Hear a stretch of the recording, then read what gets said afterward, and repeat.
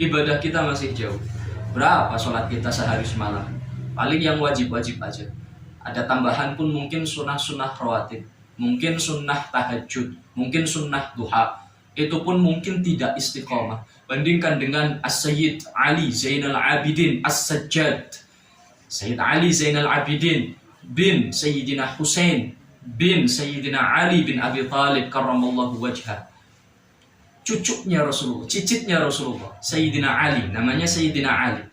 Saking ketolnya beliau beribadah, bukan hanya zahir tapi juga batin, tapi juga ibadah sosial, sampai-sampai beliau mendapatkan julukan Zainal Abidin, hiasannya para ahli ibadah, mahkotanya para ahli ibadah. Namanya Ali, julukannya Zainal Abidin. Berapa rakaat beliau sholat dalam sehari semalam? Bukan sehari semalam, semalamannya saja. Setelah sholat isya, ba'diyah isya, hajat, istikharah, semua sholat sunnah yang ada termaktub dalam syariat sudah dikerjakan, tapi semangat beliau untuk beribadah masih tinggi, semangat beliau masih belum turun, isyiknya dengan Allah, rindunya dengan Allah masih belum tertuntaskan. Beliau lagi berdiri, lanjut berdiri, menunaikan sholat lagi. Sholat apa? Karena semua sholat sudah ditunaikan, semua sholat sunnah sudah ditunaikan. Ada namanya sholat sunnah mutlak. Ketika semua sholat sunnah sudah ditunaikan, gak ada lagi tersisa, maka bisa sholat sunnah mutlak. Sholat sunnah mutlak ini sholat sunnah yang terserah. Berdiri untuk sholat. Niatnya bagaimana? Usolli. Aku niat sholat. Lillah, karena Allah. Allahu Akbar. Itu sholat sunnah mutlak. Setelah sudah tidak ada lagi sholat sunnah yang bisa dikerjakan.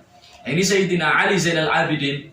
Setelah semua dikerjakan, masih rindu dengan Allah, masih semangat tinggi ibadahnya, beliau naik lagi, beliau sholat Allahu Akbar. Dan beliau habiskan waktu semalaman itu untuk melaksanakan sholat sunnah mutlaknya saja sebanyak 1000 rakaat.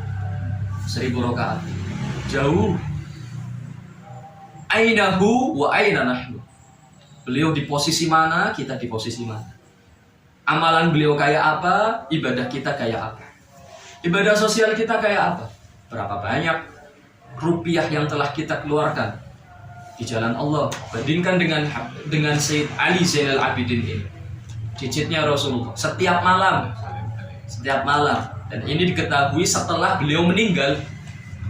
Seumur hidupnya ibadah sosial ini belum ada yang mengetahuinya, hanya beliau dan Allah, dan jelas malaikat pencatat amal. Ibadah sosial yang sangat luar biasa. Tidak ada satu orang pun yang mengetahuinya kecuali dirinya, Allah, dan malaikat pencatat amal. Hal ini diketahui ketika beliau sudah meninggal dunia. Orang yang memandikan beliau menemukan ada 3 bekas hitam dalam tubuh beliau. Di sini mengikuti garis aliran air mata, dan orang-orang paham kenapa bekas hitam ini. Karena beliau saking seringnya menangis di tengah malam mendoakan umat Nabi Muhammad SAW. Menangis, air mata itu hangat. Kalau kalian rasakan, kalau sering-sering menangis itu akan membekas. 1 garis hitam. Orang-orang paham ini karena beliau saking seringnya menangis.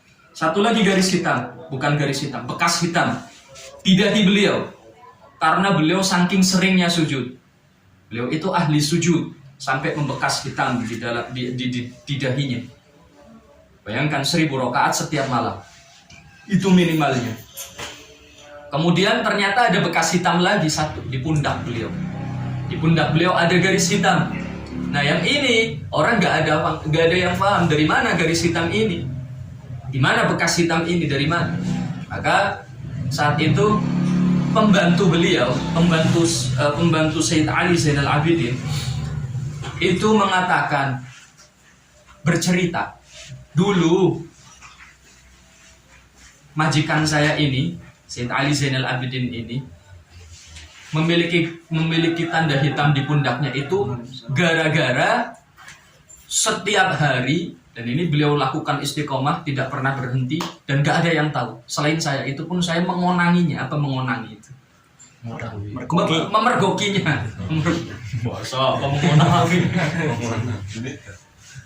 Itu pun saya gara-gara memergokinya.